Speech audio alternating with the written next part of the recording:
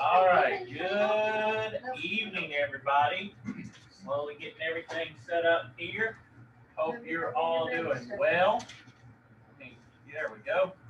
So, I do know that a couple people have emailed me and said they do not have access to the Google Classroom. If you do not have access, I'm going to just basically go through and look at the list and see who does and who doesn't have it. And then I'll just add everybody. But it will come as an invite to your email. And it has all of the slides and everything that you need, discussion forum, quizzes, and everything else. Okay. So with that being said, I will get on that. Hopefully try to do that this evening if I'm not too tired when we finish. Because I had to double teach today. So I'm pretty worn out today so far. But with that being said, let's go ahead and let's get started. Jump on into real estate finance tonight, into chapter 2. We're going to talk about money and the monetary system. Okay. So my question is, the very first thing we want to start off with is, what exactly is money? In your words, Mr. Garrett, what in your words is classified as the word money? What does it mean to you? Like the definition of money? Well, what do you claim it as? What would you, if I said, hey, what is money? What would you tell me money is if I didn't know what it was? Something you can use to trade for something else. He's trying to be all nice and professional here. Money means basically, I give you something in exchange for something of value, right? So in that particular situation Garrett is correct to the point. He's using a nice big fancy word, but again, he is correct, okay? Money is basically something of value, okay? So I could go over and I could tell Mr. Aiden here, I could say, Mr. Aiden, I've got in my wallet here, I have $8, okay? I have $8 here, Mr. Garrett, Mr. Aiden. Okay, that's money, okay? My question though is watch how this works, okay? How many hours would you give me for $8 of work? About one. 1 hour. You give him one? Okay. I wouldn't give him half of an hour. Mr. Travis, how much would you give me for $8? How many hours? Probably one. One? Mr. Grossman, what about you, sir? About 2 minutes. 2 minutes? I changed my answer to 10. 10 seconds. 8. Mr. 7. Eugene, what would you do for $8? For Actually, how many hours? That'd be 10 seconds. 10 seconds. So the thing is that you can see is that $8 truly and honestly is not a lot of money. Okay? Truly is not a lot. And unfortunately, some people work for 7 1/4 and end up, that's their living. Okay? So $7.25, I think, or $7.50, somewhere in there is where it's at right now. Not a lot of cash. Okay? But what happens in this particular situation when we're dealing with money is you have to understand in these situations is that money, it ultimately, it is something of value. Okay? Now, Mr. Garrett made a good point. He said it's basically you're exchanging something for something else. I'm giving you cash in exchange for something of value. But do you always have to use money to exchange for value? Could Mr. Aiden here say, hey, Stephen, I'll give you my new iMac computer in exchange for you come and mowed my yard for me? Could you do that? Mr. Grossman, is it worth something to you? People have done that for thousands of years. People have done it for thousands of years. Okay, so it's basically what we call bartering, is what it's called. Okay, so in this situation is, what is money? Well, money, unfortunately, is not what people always think. People always think money is what that picture shows, cash. Okay, but unfortunately, in that situation, cash is not always money. Money is basically something in a situation that is going to have value. For example, Mr. Eugene, you could end up having a CD, correct? What's a CD, Mr. Eugene? What's that called? A certificate of deposit. Now, if you have a CD with the Bank of Travis, and he gives you a piece of paper that says that you have $1,000 in a CD with him, is that money? Yeah, it is. Okay. But does it look like this, Mr. Eugene? This ring stuff? No, it's a certificate, it's not. It's a piece of paper. Right. So in that situation is, not always, like I said, does money equal cash. Sometimes money can be a piece of paper. It could be Mr. Ayton back there pulls up his banking account and it shows that he has $5 million sitting in his bank account. We're gonna Okay. get a house out for all man. And so in that That's $5 million. situation, Mr. Ayton has $5 million sitting in the bank. Okay. Just because he doesn't have it in cash does not mean that he has no money. Okay. Mr. Ayton can have that money in a bank account, the checking savings account. Okay. So it's one thing that you got to understand about money is money does not always have to equal physical cash. Money can be things as simple as I have a checking, I have savings, I have a retirement account. While these are all different accounts, they all have what in them? They have money in them. Okay. So very key thing on that situation, because you have to differentiate between when you take your licensing exam, you got to know the difference between what money and cash is. Two completely separate things. Okay. Now, the supply and cost of money. Okay. What you got to know here is the more money that is available in the market, is that a good or a bad thing? Say that our new president, President Biden, that comes in tomorrow, say that he walks in tomorrow and he says that I want to wipe everybody's mortgages. I'm gonna wipe them all. All mortgages are wiped effective immediately. Okay? You don't have to pay your bills.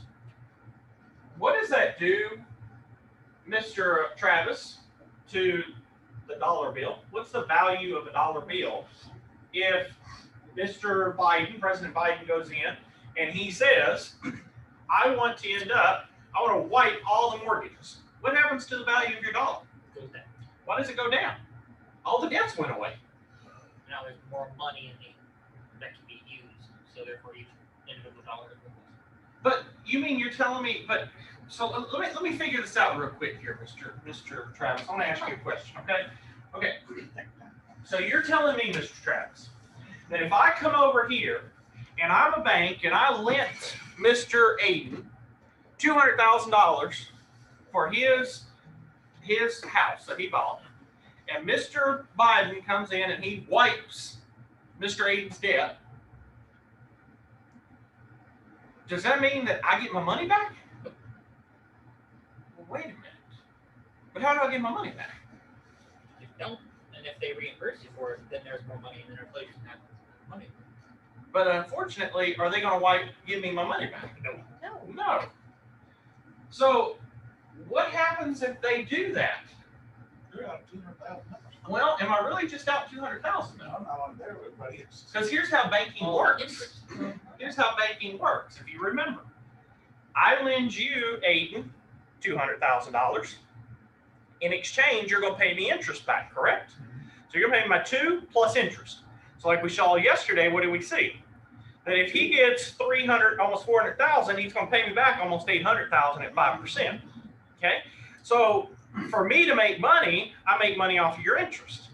So if you give me, if I lend you 200 and you're going to pay me back 400, Well, I'm not just going to wait till you pay me back my 400. What am I going to do? Somebody, I'm going to go on and it's all paper trail. I'm going to go over to Miss Linda and give her 200,000 off the 200,000 of interest that I'm getting from you to fund her loan. And then guess what I end up doing? Then she owes me two additional, so 400, and I just keep replicating this. Well, what's the problem if we end up, I never get your money back, my 200,000? All of the loans I wrote have what happened? disappeared. They've all they defaulted. Yeah. Everybody's in default. Okay. So the problem in this situation is, yes, don't get me wrong. I'm not trying to just pick on Biden, because every president, when there's been a major issue, an economic issue, has done stuff to this nature. Either it be, let me give money, or let me end up forgiving stuff. Every president's done it. It's not just Biden. It's not a new thing. It's happened. But the problem is in this situation is somebody has to pay the money It's like, back. Somebody has to pay the cash back. That's finance. So if Aiden is not going to pay it back, one of two things are going to happen. Either A, I'm going to go bankrupt as a bank, or B, I have to go to the government and ask for taxpayer money. Which means everybody, just because your mortgage has got wiped, you're still paying it back in regards to your taxes, because your taxes are going to go up. Okay, they're going to go up. So in that situation is when we come back to the supply and cost of monies, you have to understand that we know what money is, but we also have to understand that there is cost that's associated with money. There is expenses that is associated with money. Okay, so right now, everybody, I don't care who you are, I don't care if you're Democrat, Republican, doesn't matter, independent, whatever, does not matter. When people hear the government's giving free money No free money. out, it's not free money. It's not free money. You know, a lot of people are like, my gosh, I got my what was the first one? $1,200 check and my $600 check. I got $1,800 from the government. Woohoo! all that back. Okay? Well, that's wonderful. But guess what they just said? The IRS said in their latest report is that starting this tax season for 2021, if you are a small business owner, guess what? You'll be taxed. They are going to be auditing small businesses extremely closely. Extremely closely. Meaning that they are jumping from their average of about 5% of small businesses to 50% for this year. Okay? Well, here's the thing. Is if you ended up, you got that PPP loan, that free money from the government, it's not just free money. So, Mr. Eugene, if you got, say, $20,000 from the government, they're going to come audit you, and they're going to come look at you, Mr. Eugene, and they're going to find out, well, not only did we see that Mr. Eugene posted a loss this year, but he's been doing this for the past 5 years. So, Mr. Eugene, after our calculations, guess what? You owe us, with interest and penalty and everything, you owe us $120,000. So Mr. Eugene got his $20,000, we say, but now he's got to do $120,000. Okay? So the key point in this situation, like I tell people all the time, is that you have to be able to know the differences in regards to supply and cost. Okay? They don't just give you free money. It's just like when people end up, they say, you know, that buy one, get one, you see in stores, buy one, get one shirt, or buy one, get one pant or suit or whatever. It ain't a buy one, get one, guys and gals. I've worked in retail many years. All they end up is this. They put everything back to the regular price. If you would have went 2 days before the buy one, get one, you could have got those two shirts for $10. But because of the fact that you ended up waiting for the buy one, get one, you're actually paying $25 for one shirt. $25 for one shirt, and then they throw in a freebie. Well, you divide 25 by 2, and it's $12.50. You'd have done better going and doing it the day before and buying it for $10 than $12.50 per shirt. Okay, so it's all about supply and cost of money that's associated. This is typical in regards to the real estate industry. Okay, this happens by all means. So this nice, beautiful building right here. Okay, this is basically the manager of the nation's economy. It's the manager, it's the big dog. Okay, this is called the Federal Reserve. This, whenever you hear the word the Fed, this is the building. This is what it looks like. Okay, and the Fed is the monetary manager of the nation's economy. They have a central bank within the United States. There are 12 district banks, and all nationally chartered commercial banks must join within this association. All of them. And state chartered banks may join. So if you're nationally chartered, if you're Chase or Wells Fargo or any of the large, big national brand banks, you have no option. You must join into the Fed. No ifs, ands, buts about it. But if you are a state chartered bank and you just do business in the state, you have an option to join, but it's not required. Okay, very key in this. But the Fed controls the entire economy. The Fed comes in and says, well, Mr. The Bank of Aden here, Mr. Bank of Aden, we're going to go ahead and we need to regulate how much money you have. So when you join in with the Fed, you join into this entire conglomerate of basically financing, they tell you up front, they say, Mr. Aden, you're a nationally chartered bank. You're going to join in. You're going to buy into it. And you're going to have to pay fees. Percentages of your amount, your bank has to be held within the Fed. Okay? So what happens here is Mr. Aden goes over, and Mr. Aden ends up in this situation. He turns around. He joins the Fed. He joins the conglomerate. He ends up, the Fed chair says, okay, we are raising the amount that all banks must present to us. We're going to raise everything up to 10%. Okay? So all of you that have a ton of money, you have to now pay that into the Fed, and there's less money in the economy. Okay? So all banks have to give up or increase their reserve to us by 10%. So that means Mr. Aden has to give 10% of all of his profits to the Fed for holding. Okay? Well, when they do that, it restricts the economy. And when they restrict the economy, what ends up happening? He has less money to lend. Okay? He has less money to lend. If we have an economy that is going to end up where, for example, Mr. Aden here, he goes over, and Mr. Aden ends up, say, for example, the Fed chair tells him, says, well, we're seeing that we're kind of in a recession. So, Mr. Aden, we're going to give back 10% to you. Now, how much money does Aden have? There's a pretty large increase in influx of money. So now what can he do? He can lend, which puts money back into the economy. Okay? The thing is, though, is here's always been the problem. Who ultimately sets the requirements for a nationally chartered bank? Is it the U.S. government or is it Aden?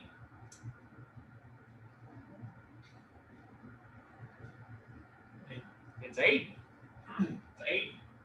Aden gets to stipulate his basically amount. He's the chartered bank. It's your business. You get to stipulate if you're going to lend to, say, Mr. Garrett or Mr. Keith or Miss Leela or Mr. Jacob. You choose that. Okay? It's your policy. the Fed just tells you how much money you have to keep in a quote unquote savings account. Imagine if, kind of put it in layman's terms, imagine if I was basically your boss or your financing person, okay? And I said, okay, all right, all of you this week, y'all made $2,000 this week.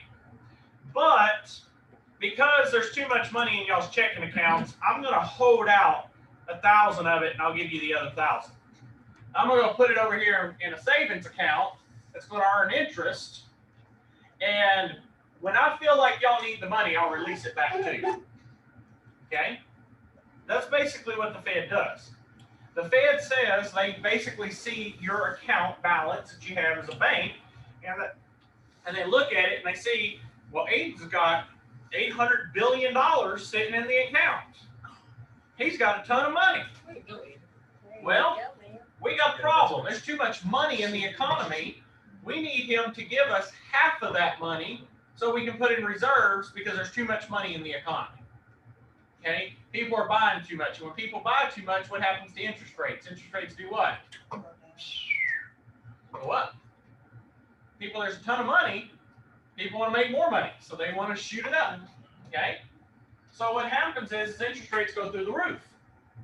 But if Aiden ends up, he's giving half of his money to the government's sitting on it, and then they come back and they say, okay, Mr. Aiden, we're noticing that people aren't buying anymore. We're falling into a recession. We're going to give you back all that money or a portion of that money. Now he has more money to do what? To lend back. Okay? So, again, in this situation, we have to understand that Mr. Aiden must know in these situations that it would be part of his duty to join into this, and he does not have an option in regards to how his money is handled. He's subjected to the Fed. Okay? That's why you see right now, interest rates are doing what? They're constantly dropping. Okay? You want to buy a house? Prime time, right now. Okay? Prime time. Because I'm going to tell you guys and gals, it doesn't matter whose name we put. We could put Obama, we could put Clinton, we could put Biden, we could put any Democratic president in that term. But it is known when you use Democrats that are in office, they are known to help get the economy going. But how do they do it? Through what use? Through taxes. Through taxes. So what happens is taxes is the way they make money. So we will increase everybody's taxes, which gives us a surplus for us as the government to create more jobs. And to create more jobs, what we need? More regulation. Okay? That's how it always happens. Okay? So in that situation is we create more regulation. When we create more regulation, what ends up happening in that particular situation? It creates the jobs, it stimulates the economy, which then ultimately gets people employed, they get money, they spend, and guess what? Interest rates start to go up. Okay? So it does help the economy. So like I've told a lot of my people, I said, if you want to take advantage of the interest rates right now, if you want to take advantage of it, this is the prime time. This is the prime time. Because of the fact of the matter is that people are ending up in this situation. The Fed is so low that interest rates are low. It's a perfect time. You can buy a house and pay very little in regards to your overall debt. Okay? But here's the other thing. Here's the other kicker to it. Okay? Is you have to understand that when you do end up purchasing, if you, and I got a lot of people that are doing this now, they're saying, well, I don't want to sell my house because the fact is the interest rates are so low. It means it's going to be a seller or a buyer's market, not a seller's market. Okay? But here's the thing. Unfortunately, we're seeing a change. that even though it may or normally would be a buyer's market, it's actually a seller's market.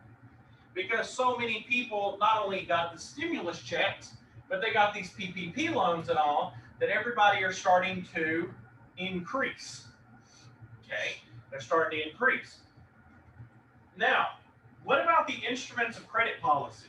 Okay, again, like we said, they regulate the reserves, like I talked about. They come in and they tell Mr. Aiden, this is how much money you have to put in the reserves. It's not optional. You must give us this money. You don't, we revoke your license. There's no option to it. Okay. They also determine any discount points. What exactly in regards to discount points, what are they going to be and how much? They also balance the economy through open market operations. The open market operation is, we have to understand that there is going to be fluctuation. Not everything is perfect. Not everything balances out greatly. Okay? What happens is there is a change. There's always this give and flow. Okay? Constantly. But what happens is in this situation is the economy balances itself out through the everyday actions of people buying and selling. Okay? A lot of people end up, this is kind of one thing that my mother probably, she would not agree with. But see, right now is the prime time to do what? You want to buy any large purchase, when's the prime time to buy it? Right now. Why would you do that, Mr. Eugene? Save me on interest. Save you on interest. Yeah. So if you're going to purchase, you want to make that purchase now. See, here's the thing. Miss Leila and Mr. Jacob and Mr. Eugene and Miss Linda, all of these individuals can probably tell you that it's very rare that interest rates here in the United States stays this low. Very rarely. Okay? Because of the fact of the matter in this situation is interest rates oftentimes stay around 6-7%. Okay? Sometimes higher. But most of the time, interest rates don't really stay 2, 3, and 4% very long. Normally, it's for a little bit and then they jack it up. Okay? Because 6, 7, 8% is kind of a fair range. Okay? So if you want to purchase a house, car, or any large purchase, this is the prime time. And you're also stimulating the economy through your actions. Now, Mr. Aiden may say, how in the world am I stimulating the economy by me buying a car or me buying a house? Well, think about this. The bank is going to make interest off of you. Somebody had to draft the loan up. Somebody had to end up go in and do the work. If you bought a car, for example, the bank, you gave them a job. The person that is selling the car got some money, so the dealer gets money. The dealer has staff to take care of the car, to maintenance that car. You got multiple people that are doing stuff, so you are basically stimulating the economy from your one purchase. Your one purchase, basically, yeah, you might have paid, say, $30,000 for a car, but that $30,000 has helped a bunch of people. You helped those people have a job. Okay? So it is very key in these situations that you have to understand that the economy works through its open market. That's why we try not to have a monopoly. Because here's the thing. If we create a monopoly, what ends up happening? One person controls the entire economy. And that's not a good thing. Because the government understands in this particular situation, the government knows and understands that if Travis is Amazon and all suppliers and all people are purchasing everything from Mr. Travis could really screw up the economy if he wanted to by jacking all the prices up. See, a lot of people do this, and I'm a victim of this too, or not a victim, but a culprit to it. See, a lot of us sit behind a computer and do what throughout the day? Look online, look at Amazon, look at what's selling, look at all this stuff, buy some things, Waste all my money. all that things, right? Just wasting money, okay? But what happens in that situation, Mr. Aiden, I want to ask you this question. What happens if I stop buying in the stores and I buy everything online? What eventually happens to those stores? Go out of business. They go out of business. And if they go out of business, what happens there? Lose jobs. People lose jobs. And if they lose jobs, guess what? I could ultimately be caught by that as well. Okay? See, a lot of people don't understand. Yes, it is convenient to go over, take your phone, and shop off your phone. I've been there, done that before. Been at a showing. Was like, man, I really need to get some of those little, like I see these people have what's called like little booty machines. Okay, a little sock machine. You put your foot in, wraps a little thing around your foot, put another one in, and you walk through the house and you don't track mud through their house. Okay, pretty cool deal. Okay, so I went and bought one. Well, it's great. I use it here at the office. I use it for my listings and all. It's wonderful. But here's the problem. Is if I do that, Mr. Aiden, and I purchase that product, and I continue to purchase products and everything, eventually what happens to our economy? The economy tanks. People loses jobs here. And if they lose jobs, where are they end up going to go, Mr. Eugene? They're going to stay here if they lose jobs? Go with the jobs. They're going to go where the jobs are. So they're going to leave. And if they leave, guess what? I don't have people to end up to teach, people to end up to show real estate to. I don't have those things anymore.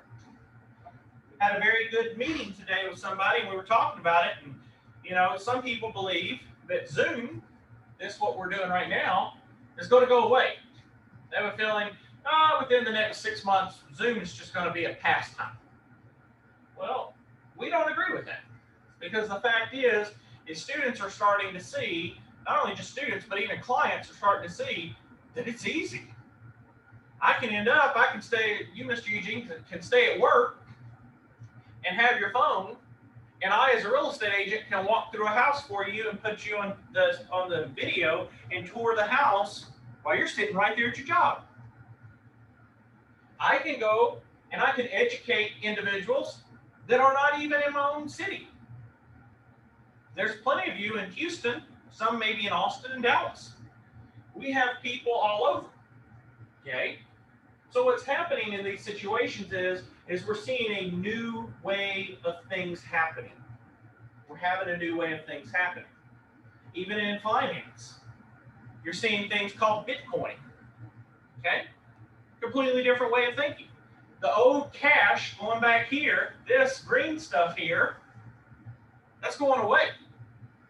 Most people currently use what?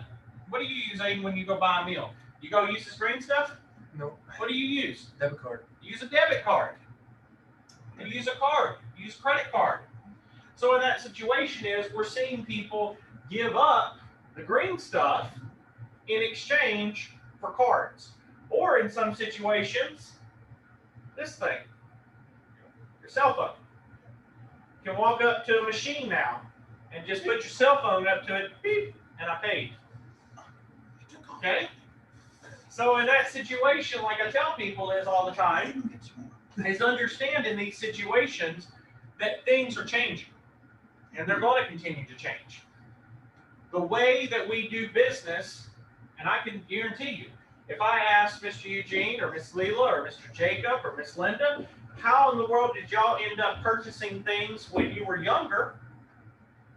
Or if I would have said, did you know what a credit card was when you were younger? You'd probably look at me, well, only the well-off people probably had credit cards. We didn't have credit cards. We had cash. How you gonna call me? Huh? Am I picking You on said that I think you're trying to age us a little bit. No. Us old people, what's wrong with you? Shame on you. Miss Leela, by the way, is Miss Leela's 21, by the way. So Oh. ain't that right, Miss Leela? Yeah, we'll go with that. We'll go with that. Huh? So, but in that situation, like Yes, sir. We'll go with that. So like I said, I mean, the key thing here, oh goodness. Hold on just a second, y'all, please. Give me just a second. I'm running into an issue. All right. Had a little issue. Okay. But in that situation, like I tell y'all, is that when we're dealing with these situations, money does end up, it changes. Okay? Money does constantly, it changes over time. It changes through the way we do things. It does. And let me tell you something. For those of you like Miss Leela, who's 21, she ends up in that situation, you know, she's probably going to see that we use Bitcoin now. Okay? But see, everything's going to change in these situations. Okay, I can tell you for myself, just in my time. When I was younger, it was cash. Okay? I ended up in this situation, I had cash. That's what my dad would give me for my allowance, was here's some money. Okay? Nowadays, I look on Facebook all the time, and as I'm going through on Facebook, guess what I see a lot of times? You know what I see? I see the fact of the matter in this situation is that they're now kids that their parents give them debit cards. Parents can give them a debit card instead of allowance. Okay? But here's the key thing that I try to tell everybody, is that as those occur, people, while it can be beneficial, can also be detrimental, if you see what I'm saying. Okay? You know, credit cards can be great. Let me ask you, Mr. Aiden, you said that you use debit card. Sure. Okay? Have you ever at some point, you had money in your account, you went to buy something and your debit card was denied? No, I know exactly how much is on my card at all times. So you know. Yeah. Okay. Yeah. Let me tell you. I've had my card that had money in it, went and bought lunch, declined. I'm like, I got money in that account. I know I do. Called the bank. Oh, Mr. Nobles, we noticed that you don't really shop in that area, so you didn't call us to let us know you're in that area, so we declined your card. Now, think about this. What if, Mr. Aiden, you were taking Miss Leela out, Miss Leela is selling her $2 million house, okay? And in this situation, she's selling her $2 million house, and she goes over, and you're taking her to a luxury restaurant, 5-star restaurant, and you give her your card, or give the card to him, and it comes back, Mr. Aiden, is that your name, sir? Your card was declined. How's that sound right there in front of your $2 million client right there? Not too good. Not good. Absolutely. And the government in that situation can do that. That's what this nice guy is right here. Let me come back over here. That's what this nice little gentleman is right here. They can control. Banks control your cash. That's one thing about cash is this cash right here, Mr. Eugene, can the bank control it? Nope. No, it's in your money. It's in your hands. Right. Okay? So you can go spend that all you want. Right. That's why I tell people this all the time.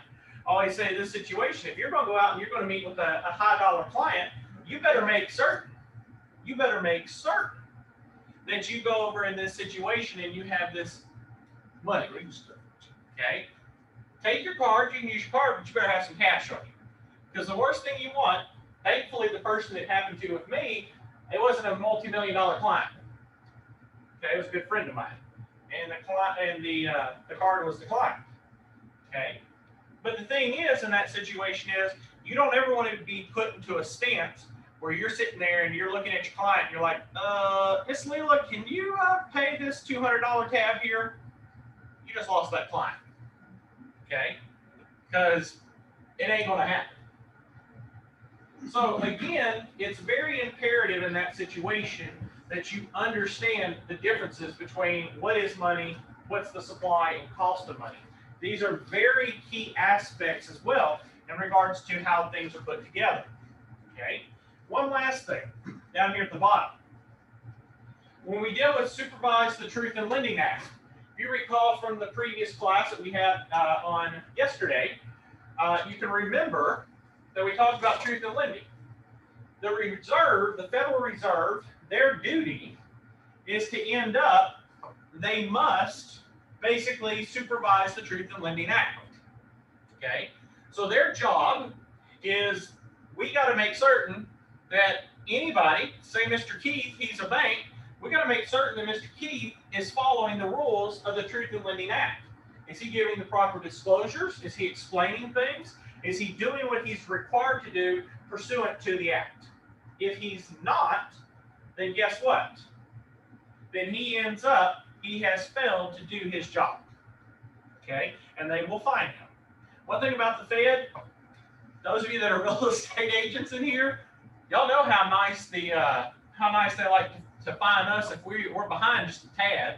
Well, the Fed loves to fine you 20 times that amount. Okay, so in that situation is they don't play around with it. Okay. Now the Truth in Lending Act, going into it a little bit further, it is covered by TILA. Okay, and so it is basically in that situation, it is TIL or TILA or however you want to say it. It's basically Truth in Lending Act, and it covers real estate loans, personal loans, and consumer loans of $50,000 or less. $50,000 or less. Does that understand? Does that make sense? Okay. So when you take your licensing exam, they are going to ask you, what does Truth in Lending Act cover? Well, number one, any real estate loan is going to be covered. Any personal loan is going to be covered. Say Mr. Jacob wants to go down to the bank of Travis here. Travis has to end up, if he's giving him a loan, he's got to give him a personal loan. He's got to give him a Truth in Lending statement of how much he's borrowing, what's the interest rate, how much that interest is going to cost, and what the total sum is. That's the duty. That's the duty that Mr. Travis has to give to Mr. Jacob. He fails to do that, Travis gets to face this giant. Okay? Exactly. So in that situation is, you got to understand that no matter what you're looking at, even consumer loans of $50,000 or less, it's not more. That's where they get you a lot. They'll say $50,000 or more. It's $50,000 or less. So you go buy a car, you're entitled to a Truth in Lending Act. Okay. Regulation Z requires there's certain disclosures that have to be given. One of the key things that's not up here yet, and we'll probably cover in a little bit, is kickbacks. Okay. Prior to 2008, what happened a lot of times was I'm a real estate broker. I call my best friend, Miss Leela, and I say, hey, Miss Leela, I want you to come in and I want you to appraise a house for me. I know that the price is way too high, but I want you to appraise it higher. And if you appraise it higher, Miss Leela, I'll give you some of the money as a kickback. Well, of course, Miss Leela's going to say what? Certainly. You're going to give me some money, you scratch my back, I scratch your back. Okay? That's how this all works. That's what a lot of people see. So in these situations we're having this, you scratch my back, I scratch yours. It's a win-win situation, right? Wrong. It doesn't work that way. What happens is if Leela does that, and say, for example, Mr. Jarek, in this case, is the lender, and Miss Leela appraises it over $50,000 above what it should be. When Mr. Jarek tries to repossess that house, guess what happens? That house is not going to sell for what that it was appraised for, and it's going to end up putting Mr. Jarek in the hole. Okay? So we've got to make certain, by all means, that people understand that there are certain requirements and certain rules that we must meet. Okay? That's why in Regulation Z, there are certain disclosures that have to be made. I have to make certain disclosures to any of y'all if I'm lending money. I have to also inform as a broker, as a real estate broker, I have to make certain that my agents are not taking kickbacks from other people. Because sometimes a home builder might come in and say, Mr. Eugene here goes and tells Mr. Travis, hey, Mr. Travis, I'm selling houses. And Travis, if you go over there and you sell my houses, and you can work this out and everything, I'll give you, $20,000 extra. But I want you to kind of be a little shady here and get this deal turned, get it taken care of, okay, Mr. Travis? I'm all for it. You're all for it, right? Well, here's the problem. If Mr. Aiden is your client and you do all of this and Mr. Aiden forecloses, guess what? Your client gets screwed and your client is going to end up coming after you and Mr. Eugene. Uh-huh. That's why I tell my clients my name is Justin Nobles. Yeah. Right. Yeah. Yeah. So in that situation is you have to understand, like I tell people all the time, yes, guys and gals, we have to make certain that we are aware of these required disclosures. We also have to understand what the APR is. What's the annual percentage rate? Now, this is that thing. That's what we talked about before. We're not talking about interest rate that is simple interest. We're talking about compounded interest. Okay? When you get your money from the government, if you've got a savings account, they're going to give you simple interest. Why are they going to do that, Mr. Eugene? Why do they want simple interest? Why does the bank only want to give you simple? They want to give you a little bit of money at a time, but they want to get a whole bunch of money. That's right. We're going to give you a little bit of cash. So if you got $1,000, we'll give you 1%. So we'll give you, 1% of $1,000. So we'll give you approximately, what is that? About $1. 10% would be $10. I'm sorry, $10. We'll give you $10. Okay? So in 1 year, on $1,000, we'll give you $10, Mr. Eugene. But you owe us some money. So at the end of the year, sir, we compound your interest. So on that same $1,000, you owe us, say, $1,100. Okay? See a problem here? That's compound interest. That's your difference. Okay? But you have to know your annual percentage rate. We need to know exactly what is that percentage rate. What's it going to be? The higher that interest rate is, the worse your credit is. Let me say that again. The higher your interest rate is, the higher the APR is, the worse your credit is. Okay? Advertising. Regulation Z also requires advertising. There's certain words in advertising that has to be disclosed. For example, Mr. Aiden here, if he is a bank and he goes out and he says, we are buy a home with no cash down and no payment for 90 days. Okay? Could that be misleading? Yeah, it could. Could be misleading very quickly. Okay? So in that situation is we have to understand that in advertising, Regulation Z requires certain disclosures have to be made. Mr. Aiden cannot, in a situation, make misleading advertisements. See, it's kind of like that bait and switch. Everybody remembers the very first Black Friday. I remember the very first one I worked, okay? Ended up, JCPenney's had in there, buy this ring, there was one ring, really nice ring, buy this ring for $5.99. $5.99. Regular retail, $12.99 for this one day, for so many hours. This one ring is $5.99. If a ring is $1,299, almost $1,300, they're selling it for $5.99. How many would you think, Mr. Travis, should JCPenney's be having? How many should each store have? Well, what? Why should they have a lot? Because a lot of people are going to buy it. A lot of people want to buy them? Oh, yeah.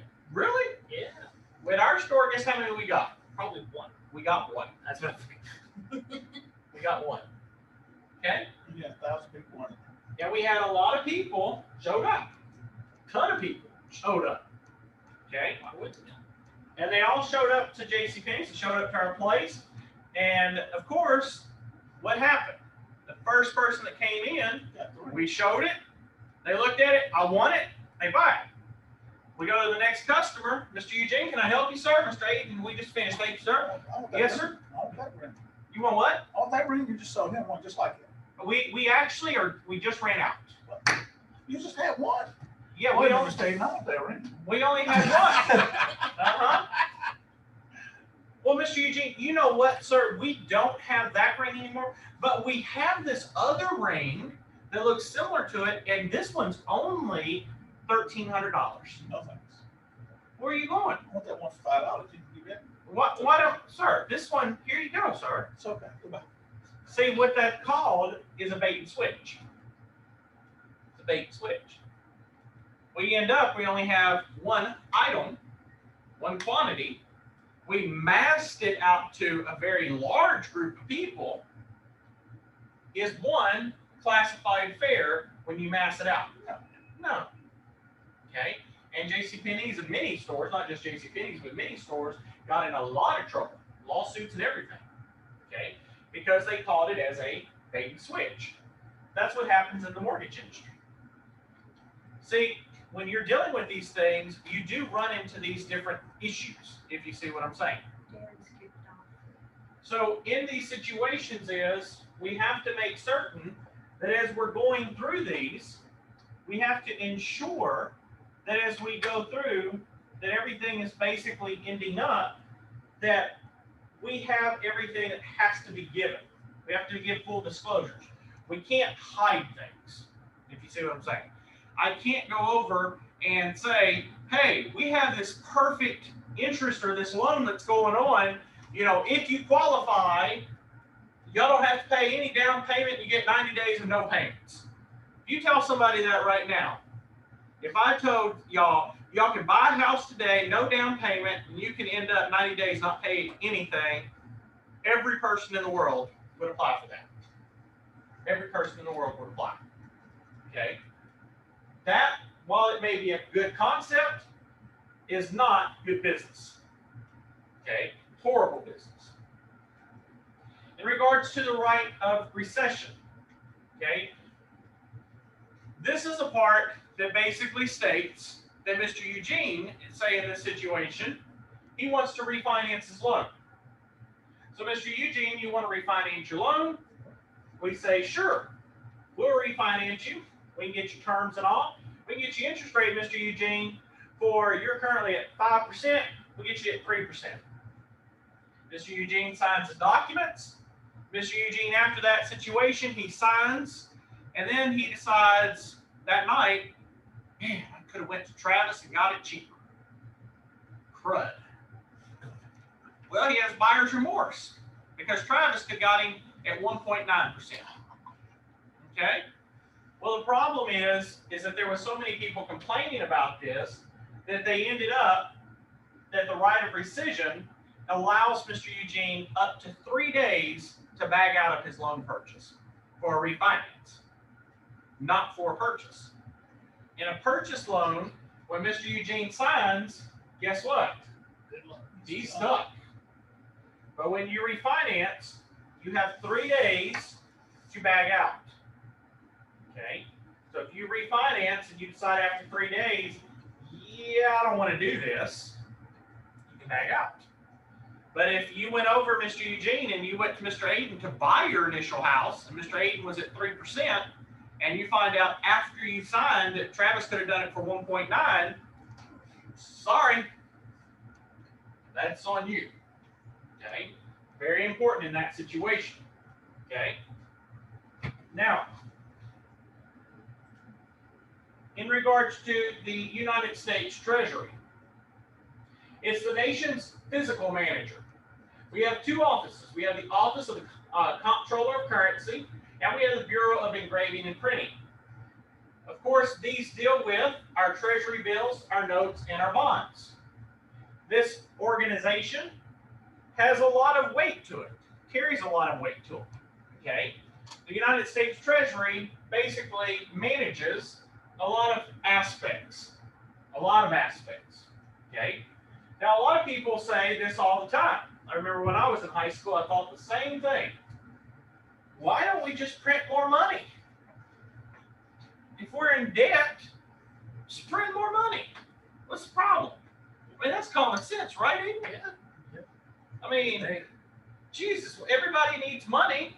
So why don't we just make everybody happy and we just print a ton of it and give it to them? So I thought as a high school student. Yeah. Okay? Makes perfect sense, right? But what happens when you do that? Exactly. When you go over and you end up, you print a lot of money, the more that's out there, the more supply, the value of that money goes where? Down. Like I tell people this all the single time. I don't have one with me right now, but say for example, Mr. Aiden, that bottle right there, we're gonna say has water in it. Okay, we know there's vodka in it right now, but we're gonna call it water. Okay. I can make this in your way. So say that was the only bottle of water in the world. Is that what we're doing this class? Yes, that's why he's enjoying it so much. So say, for example, real quick, let's just kind of hypothetically, right now, y'all can go get water wherever, especially if you're here in my office. I've got a water cooler back there, and it's all, you can get all your water you want. I got bottled water, got everything in regards to drinks here, okay? But what happens if all of a sudden, all of the water disappeared and all the water left was sitting in Mr. Aiden's bottle right there? I want that one.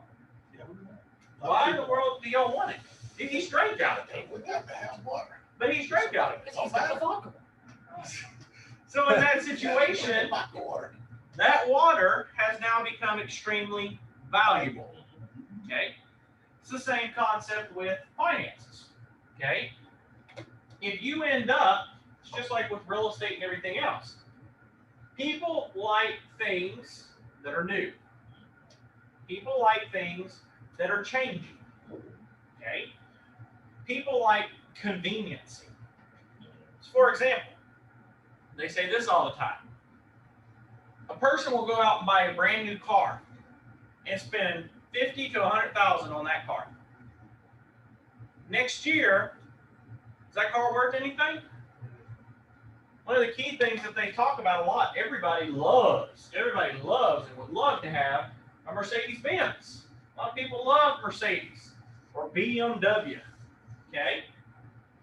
But here's the thing, if you actually look at the depreciation over the first 5 years, what happens to that value of that? If you bought it brand new, say right now, Mr. Travis, you bought a brand new 2021 Mercedes today. By next year, how much do you think that car's worth? A quarter of what it's worth. A quarter. Why? We don't do no more. Because it's not new. They've got a newer thing out. Yeah. Okay? And you want that one now. Okay? Sounds like People don't want used things. We want the newer one. Just like Apple. You got an iMac there. What generation's that one, Mr. Aiden? What year? 2016. 2016. Okay, Mr. Travis, how about yours? 2015. 2015. Well, guess what? Those two, if you were to go try to sell them, now when you purchased them, you probably paid a pretty penny for them when you purchased them. But in that situation is it worth it anymore? No. Mine's falling apart. You're falling apart. See? So one of the key things that comes back in this situation that I try to tell people is if we make a lot, say that we gave every one of you a brand new iMac. Say I decided I want to be generous today. I want to give every one of you a new iMac. Okay? In that situation is, if I give every one of you a brand new iMac, what's the problem? You all got it. It's wonderful, but what happens? It's not special no more. He's not there now. So in that situation is, he's not there. There he is. I got it. Sorry, we're having technical issues tonight. In that situation, it's not special because what happens? Every one of you have one. Yeah. Every one of you have one. So in that situation is if every one of you has it, the value of it is no longer actually worth it. No longer holds that value. Okay? If Miss Leela comes pulling up to our session, our meetings here, in a Rolls Royce tomorrow, Ooh. everybody's going to be jealous of her. Everybody's going to be like, what are you doing? I need to come work for you. Okay? But it's because of the fact is, guess what? Miss Leela is one person that has something new. And let me tell you, it doesn't even have to be a brand new thing. There's people that drive older vehicles. Ford Mustangs, old Ford Mustang. You have one of those, people talk about that. It doesn't have to be brand new. It's just unique. Okay? It comes back to the whole situation here in regards to money. If I gave every one of you $1 million, I wish I could, if I gave everybody $1 million, then in that situation, people will want to find something else. If it's easy to come by, people lose interest in it. Okay? It's kind of like a penny. There's people, I remember when I was younger, if I saw a penny, whoo, I was rich. Okay? But now I see students all the time. I actually did an experiment a while back and took a penny, threw it on the ground by my office, went to class. Came back, the penny was still there. Nobody took it. Because here's the thing, a penny to students nowadays ain't worth nothing. It ain't worth it. Okay? So the key thing that we come into these situations is that there's value. And value, that kind of goes back to our very first slide that we were talking about. What is money? Money is dictated based upon value that we as individuals put on it. Okay? Like I said earlier, that bottle of water may not mean nothing to anybody in this class. May not mean nothing to anybody. But let me tell you something. If you're choking and you got to get something down your throat, and that's the only bottle, you'd pay anything to get it. You see what I'm saying? Things have value, and we see that especially with COVID. If I would have told y'all all 2019 that Lysol and toilet paper was going to be hot commodity items, and that you were going to be, if you had toilet paper, you were rich.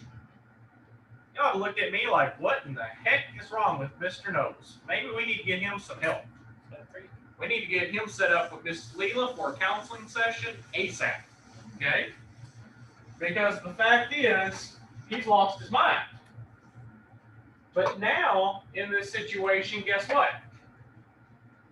We saw that there was concerns, that there were issues. We saw that there was problems. Okay? So the key thing in these situations is that value is put upon it what we give it, what it's worth. Okay? So in those situations, it's extremely imperative that we as individuals, we basically dictate how money is basically going to be spent. Okay? Now, how many of you have ever seen this FDIC? Seen that sticker? FDIC, it's on the banks all the time.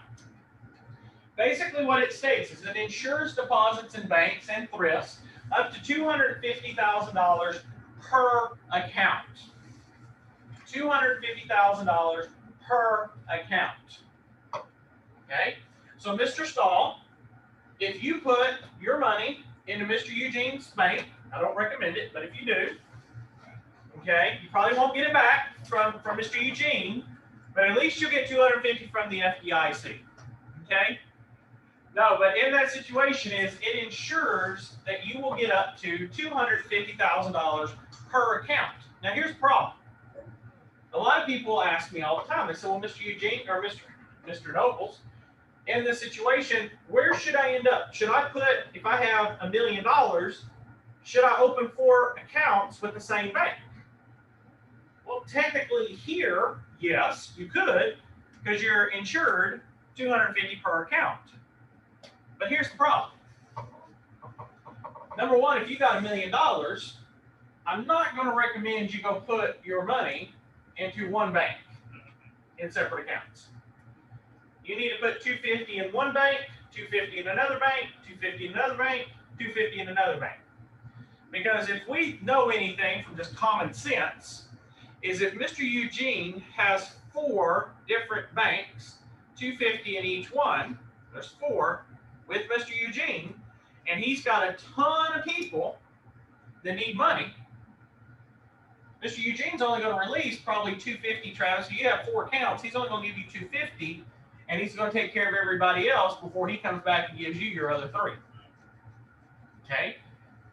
So the key thing in this situation is we want to make certain that the 4 accounts are separated, because if there are multiple banks, it's more likely that what's going to happen. They're going to all give you your $250 as quickly as they can, because they don't know about each other. Okay? But it ensures your deposits in the banks and thrifts up to $250,000 per account. It supervises banks and thrifts for safety and soundness, and it can appoint receiver or conservator for failed banks or thrifts. Should a bank crash, then the FDIC can come in, and that bank or that FDIC corporation can come in, and they can basically appoint somebody that's going to manage a bank that is currently failing. Okay, that's the overall objective. Now, the Federal Home Loan Bank system, it's patterned very much like the Federal Reserve. There are 12 district banks. They basically loan money and they set reserves. And it provides national market for members with securities. It's a little different. Okay, this is focused more upon the securities for its members, while the other one controls the money, the monetary matters of the United States. Okay, this one also has a lot of influence. Can set how much money is in the market, how much is not in the market. Controls a lot of different aspects in regards to the bigger picture. Okay, so it is very important that you notice that this one, the Federal Home Loan Bank, and the Fed right here, Federal Reserve, are very similar. They're very, very similar in regards to way things operate, the way things we do different things. It all comes down to many different aspects. Okay, so again, coming back real quick right here, in regards to what exactly is money and what is the supply and cost of money? Why is it so important? Well, the reason that it is so important, guys and gals, is because of this one concept. Money plays a big factor in what happens. And as we saw in our previous class, we saw and we noticed that in this situation with money, you are going to run into many different issues, I guess you could say. Okay? You're going to have a lot of influence. One of the things that we always say and always talk to people, you know, currently in this situation, I want to ask you, Mr. Aiden, real quick, sir. If you were president of the United States, in this situation that's currently going on, you have people that are jobless, you have people that are almost homeless, you have a lot of things going on, Mr. Aiden.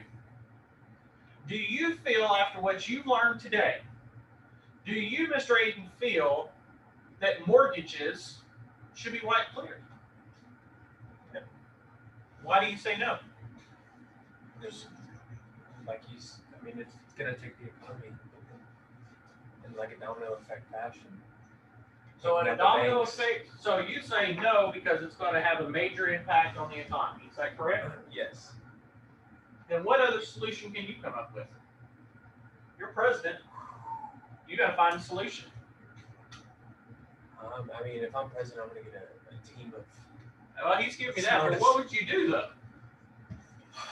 I want you to sit on that and think there for a minute. Mr. Eugene, what do you think? Would you, in that situation, knowing everything that's going on, if we were in a tough economic issue, do you feel, if you're president, that the mortgages should end up being waived? We have to raise taxes. Okay? But if you raise taxes, can that be done down the road? You doing raising taxes down the road? Mm-hmm. Well, you're waiving the fee for the money for these people to pay for homes, so therefore you should be able to, because they're not paying for it anyway. Raise your taxes, get the money back to pay for it. Somebody's got to pay for it. Okay, so you're basically into agreeing to redistribution of the money across everybody through taxes. Okay? Mr. Travis, what about you? Do you feel that we should cancel mortgages for everybody? Or do you have another idea to help resolve the economic crisis that we're in? If I'm president, I would say that I was, so people think that I wouldn't. So you'd say what it was, but you wouldn't. Okay. Then my question is, what would you do? No idea. No idea. Mr. Aiden, I'm just a real estate agent. you're just a real estate agent. Mr. Aiden, what do you think? Do you want to phone a friend, Miss Leela, and ask Miss Leela, Mr. Aiden? Yeah. Okay, Miss Leela, you just got a phone call from Mr. Aiden. He needs you The to. president of the United States. Oh, I'm sorry, President of the United States, Mr. Aiden here, is calling on you, Miss Leela. So I guess I'm the VP. So, Mr. Aiden, here's your chance. Miss Leela's listening. Talk to her real quick, like you said. You talk to her. What would you come up with? Vice President Ms. Leela, we've been given the opportunity to wipe everybody's mortgages, and I was wanting to get your take on it. What do you think I should do?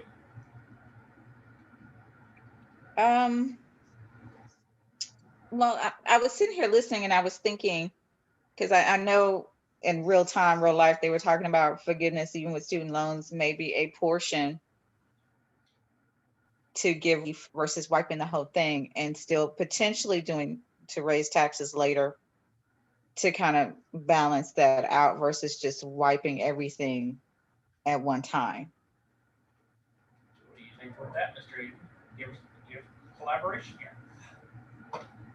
I mean, yeah, they talk. But what would you do? See, this is the thing. I mean, no, I'm not wiping the debts. No. You're not going to wipe them. No. Do you agree with Miss Leela to maybe knock a portion out? I mean, in the realm of student loans, if it's a Oh, we're not talking student loans. We're talking mortgages. Aiden's like all for it. That's Yeah. Student loans, Aiden's all for it, Mr. No, Leela. But with that, this is mortgages. This is real estate finance. You're president. You got Miss Leela who is giving you her advice. You got a lot of people out there that are hurting financially. What do you do for those people? You see the problem there? We send them stimulus checks. I knew he was going. Mr. Keith, what do you think? I'm still waiting on mine. You still Aiden, he needs his stimulus check. Hey, Darren, we got President Aiden here. You can talk to him. He's holding your money, man. I'm sorry. It's If coming. they're gonna, if you, well, your question was you're gonna forgive the mortgages. Does that mean that these people still need to move out of their homes and the house is gonna get relisted? Oh, no. Or they're gonna basically wipe their mortgage and give the house Wipe to them? their entire mortgage out and let them stay. Those better be some pretty big stimulus checks, Mr. President. See, and here's where the issues here. This is something I want everybody to understand. See, everybody always has an opinion about another person in regards to what they do. Doesn't matter if you're Biden or Obama or Trump or anybody. The problem is when you're put into a position like that, it's very difficult to make a decision like that. Because here's the thing, is if you in that situation come back to the money, if you ended up, Travis back there, you paid off your mortgage and you did everything that you wanted to do, sir. You did exactly what you're supposed to. You paid your debts and all. But then you got Mr. Eugene up here who goes and buys a huge mansion, and he, say President Aiden here, wipes his entire mortgage. What's your next question you're going to say? Can I get my money back? Where's my money? Where's my money back for mine? Sorry about that. And so the thing is, do you see how in this situation is, it's a domino effect. It's a domino effect. It puts things in situations in perspective that, like I say, a lot of times there is no right or wrong answer.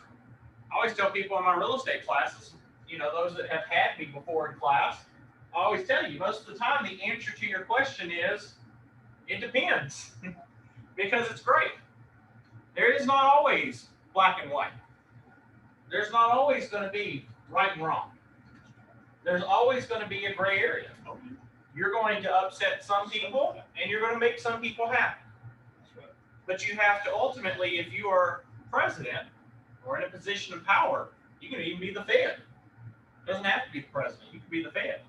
You're going to make some people happy. You're going to make some people mad. So let me tell you, when interest rates are very high, we put the Fed back up here, people like that because the fact is they can put money into their savings account, and when that interest rate's high, you just put your money in savings account and that money just grows. Okay? But when the interest rates are low, guess what?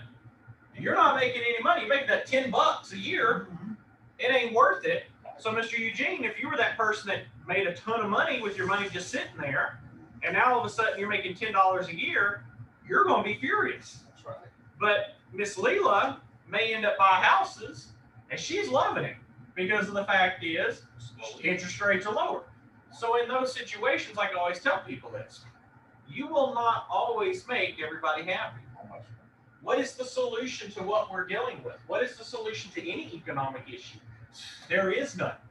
There is not a 100% answer. That's the problem. So in that situation is, you're going to have, by all means, you're going to have pros and cons. You're going to have people that will say, there have been statements that have been said recently, well, if you're going to wipe out student loan debt, then wipe out mortgage debt. Well, what happens? Well, if we wipe mortgage debt and student loan debt, what's the next thing? We'll wipe out credit card debt. Well, then wipe out this debt and that debt. And eventually, let's just wipe out everybody's debt. Okay? But if you do that, what happens is people lose jobs. People lose their businesses. People lose their livelihoods. Okay? I'm not making a debate for either. I'm not saying for or against. Because I know that whoever takes that job, no matter who they are, it's a nightmare. Whoever is this person, the Fed Reserve, whoever is appointed to that position, it's going to be a nightmare. It's going to be horrendous. Because of the fact is that person, by making a decision, may end up either costing the American people a lot of money or may save the American people. See, the key that if you look back over history with finance and you look at this stuff, is that every year, doesn't care, like I say, I don't look too much at politics in regards to finance, because here's the thing. Every single year, whoever's been president has continually added on to the debt, to our national debt. So if you were older and your parents were younger, guess what?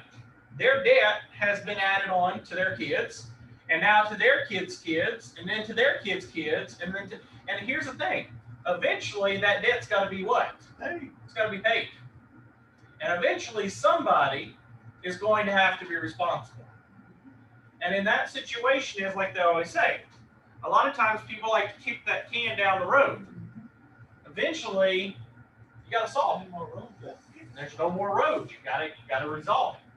So the key point in this situation, like I tell a lot of people, is a lot of people, they chase that dollar. They chase that dollar. I want to get that money. I want to get that money. I want to get that money. Well, here's the thing. What happens if you do end up becoming the richest man in the world or woman in the world? And guess what? Because you got all the money, there's no money for anybody else. And what happens? That's why it comes back to that 1%er. If majority of the money is stayed to the 1%, what happens to the money for everybody else? There's nothing. So the value of that money goes down. Well, a lot of people say with Bitcoin and all these other coins that are coming up, they're seeing that they can't get the cash, so they'll just create a whole new currency system. Now, is that not intellectual right there in that situation? Well, screw this. I can't get no money, so I'm just going to create my own money.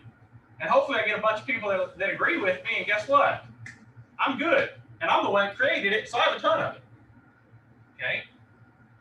That's one way that people think. But understand, when we're looking at these from many different aspects, understand that there are a lot of different views. There's a lot of ways that we do things. Okay?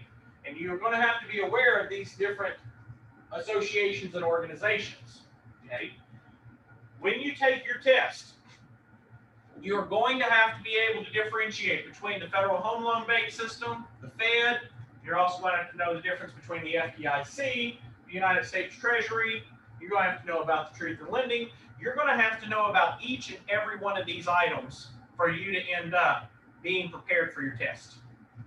But I'm giving you the additional information because I want you to see, as a real estate agent, you will have clients that will ask you, well, Mr. Aiden, what do you think is the resolution to resolve this problem? They want to know, have you even thought about those things? They want to see, are you knowledgeable enough to understand those things? Okay? It's going to be very key for you to be able to differentiate all of this information.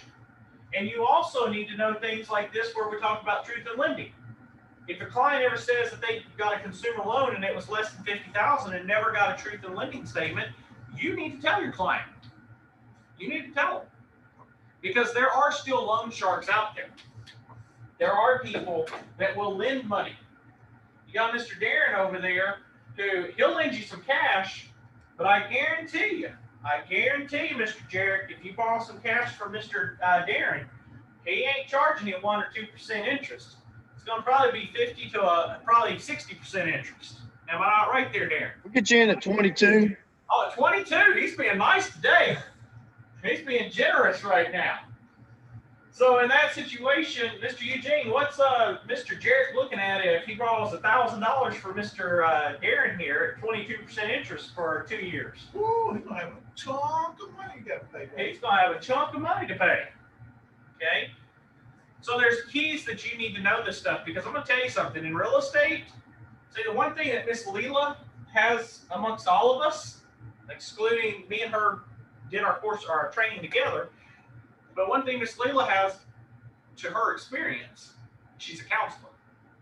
See, in real estate, you got to counsel. I'd say probably 80% of what you do is counseling. Okay?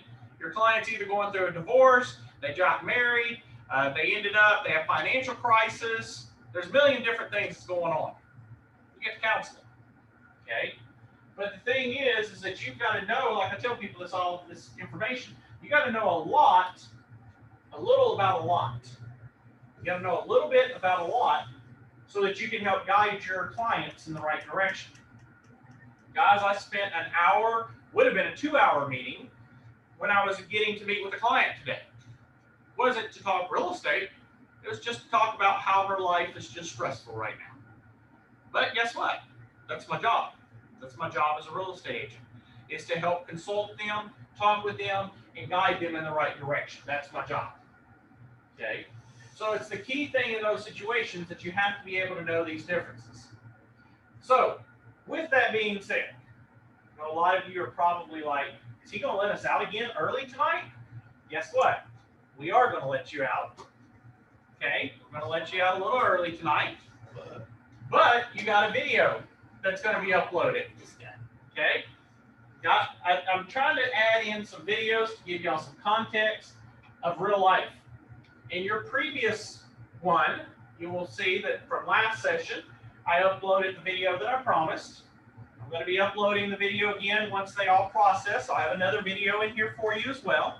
You said all the quizzes are just over the video content, right? Oh no, quizzes are over everything. Okay? Quizzes are over everything, excluding the video. I don't put the video on there.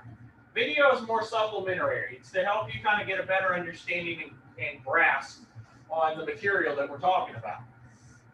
My question, though, is I want to ask Mr. Keith for a minute. Mr. Keith, are you learning a lot in regards to finance? I know it's a boring subject, but are you seeing a lot of different things than what you knew previously? Yes, sir, definitely. I'm learning a lot. Awesome. Awesome. Mr. Jarrett, how about you, sir?